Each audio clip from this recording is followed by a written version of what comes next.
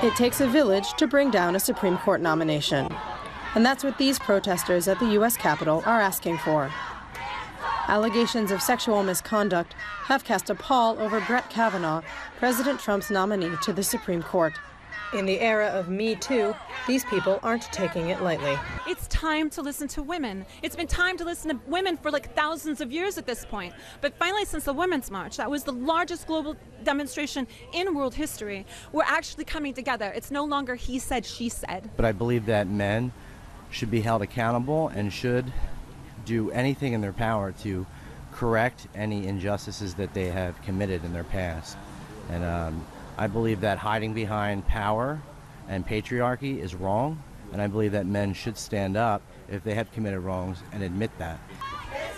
The protest was coordinated by several different activist groups, including the same people who put together the massive Women's March that swept the world last year. As one of the leaders of the Women's March, it's important for us to ensure that the movement that we created on January 21st, 2017 translates into action. And in this particular moment, it's important for women and allies to be out here. It's a very important moment in our generation. Kavanaugh cannot get on the Supreme Court. He will roll us back decades on things that folks before us fought very hard for us to have. And I'm here because I don't want my daughters to have less rights than I have. The specter of the midterm elections, coming up in less than 2 months, hangs over everything. Republicans fear they could lose their control of both houses of Congress. Despite flagging public support for the president's nominee, Republicans have stood by him.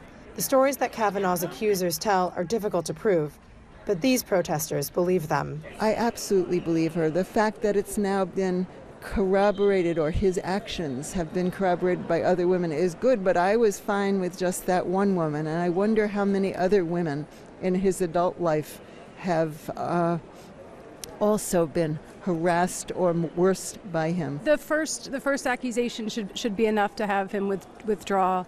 The second is just now embarrassing at this point. It's shameful, and he should be gone. I mean, I hope to accomplish that we start treating these women with some kind of seriousness and respect. I don't think they came out of nowhere. I think they're for real. I'm not for ruining anybody's life, but if he's ruined these women's lives, then we need to talk about this. One of the accusers is scheduled to testify later this week to the Senate Judiciary Committee. In the face of growing hostility, Kavanaugh and the Republicans have indicated they will not give up without a fight. Neither are these activists.